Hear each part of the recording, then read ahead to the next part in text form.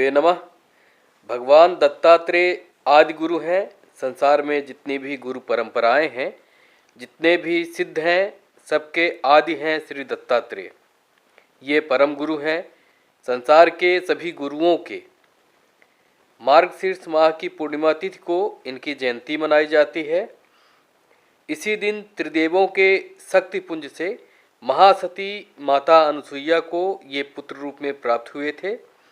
अतः ये तिथि इनकी साधना हेतु सर्वश्रेष्ठ तिथि है।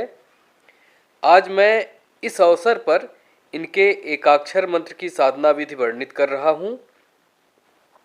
इनकी साधना संसार की श्रेष्ठ साधना है। ऐसे साधक जिनको गुरु नहीं मिल पाए हैं या गुरु मंत्र किसी कारणवश नहीं प्राप्त हुआ है, उन्हें इनके बीज मंत्र की साधना अवश्य करना चाहिए। ये महाअद्भुत हैं एवं द्रुतगामी हैं। यदि कोई साधक इन्हें सच्चे मन से याद करता है तो ये अवश्य वहाँ पर किसी न किसी रूप में उपस्थित होकर उसकी सहायता करते हैं।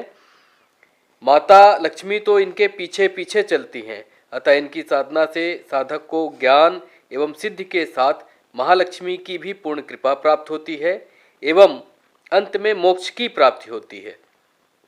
ये साधक की संपूर्ण भौतिक एवं आध्यात्मिक मनोकामनाओं को पूर्ण करते हैं। ये साधक की नकारात्मक शक्तियों, अभिचारों, शत्रुबाधा, ग्रह बाधा इत्यादि से संपूर्ण सुरक्षा प्रदान करते हैं। इनकी साधना से पितृदोष का भी निवारण होता है। अतः जिन लोगों के घरों में, परिवार में पितृदोष हो, उन्हें भी यह साधना अवश्य करना चाहिए। इस साधना के फलस्वरूप साधक सिद्धि के क्षेत्र में प्रवेश कर जाता है। उसके साथ विभिन्न प्रकार के चमत्कार स्वमेव घटित होने लगते हैं। संसार के सभी सिद्ध गुरु साधक की सहायता एवं मार्गदर्शन हेतु प्रत्यक्ष या अप्रत्यक्ष रूप से सहयोग प्रदान करने लगते हैं। इनकी साधना हेतु इनका जयंती दिवस सर्वश्रेष्ठ है। इसके अलावा इनकी साधना किसी भी माह की पूर्णिमा तिथि या गुरुवार से प्रारंभ कर सकते हैं। इनकी साधना पूर्वाभिमुख या उत्तराभिमुख होकर करना चाहिए। वस्त्र, उपवस्त्र एवं आसन पीले रंग का प्रयोग करना चाहिए। जप हेतु रुद्राक्ष की माला का प्रयोग करना चाहिए। पीले रंग के पुष्प अर्पित करना चाहिए। यह साधना दत्तात्रेय यंत्र के ऊपर संपन्न करना चाहिए। इसके अभाव में उनकी तस्वीर के ऊपर भी यह साधना संपन्न की जा सकती है। साधना में घी का दीपक प्रयोग करना चाहिए। सुगंधित धूप जलानी चाहिए। केसर या हल्दी का तिलक लगाना चाहिए। गुलाब या केवड़े का इत्र समर्पित करना चाहिए। दूध से बने मिष्ठान्नों का भोग निवेदित करना चाहिए। साधना में शुचिता एवं ब्रह्मचर्य का ध्यान रखना चाहिए। यह साधना या तो प्रातः काल अथवा रात्रि में संपन्न की जा सकती है। पवित्रीकरण इत्यादि संपन्न कर पूजन प्रारंभ करना चाहिए। गुरु एवं गणेश का स्मरण कर संक्षिप्त पूजन करना चाहिए। इसके पश्चात भगवान दत्तात्रेय का विविध उपचारों से विधिवत पूजन संपन्न करना चाहिए।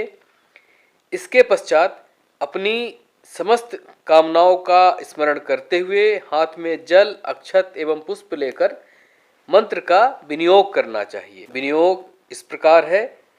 अस्य श्री दत्तात्रेयस्य एकाक्षरी मंत्रस्य सदाशिव ऋषि गायत्री छंदः श्री चतुर्भुज दत्तात्रेयो देवता मम श्री दत्त प्रसाद सिद्धये जपे विनियोगा। विनियोग बोलकर हाथ का जल, अक्षत एवं पुष्प जमीन पर छोड़ देना चाहिए। इसके बाद भगवान दत्तात्रेय का ध्यान करना चाहिए। सदा नंदात्मकं शुद्धं सात्विकं तारकं परम विश्वरूपं जगद्योनिं दत्तात्रेयं भजाम्यहम्। इस प्रकार ध्यान करने के पश्चात मंत्र का जप करना चाहिए। मंत्र इस प्रकार है। द्राम, ये एकाक्षरी मंत्र है। इस मंत्र के पूर्व न तो प्रणव लगाना चाहिए, ना ही अंत में नमा जोड़ना चाहिए। चूंकि इस मंत्र का महत्व गुरु मंत्र जैसा ही है, अतः इसका तेज ध्वनि में उच्चारण नहीं करना चाहिए। इस मंत्र का जप उपांशु होना चाहिए। इस मंत्र का अपनी सुविधा अनुसार 11 दिन या 21 दिन में 1,00,000 की संख्या में जप करना चाहिए। जप का दशांश हवन, हवन का दशांश तर्पण एवं तर्पण का दशांश मार्जन, मार्जन का दशांश ब्राह्मण भोजन कराना चाहिए। साधना काल में गाय एवं कुत्तों को भोजन अवश्य देना चाहिए एवं यदि कोई भिक्षुक आता है तो उसे भी यथा सामर्थ्य दक्षिणा इत्यादि देकर संतुष्ट करना चाहिए। इस प्रकार आपकी साधना पूर्ण होती है। धन्यवाद।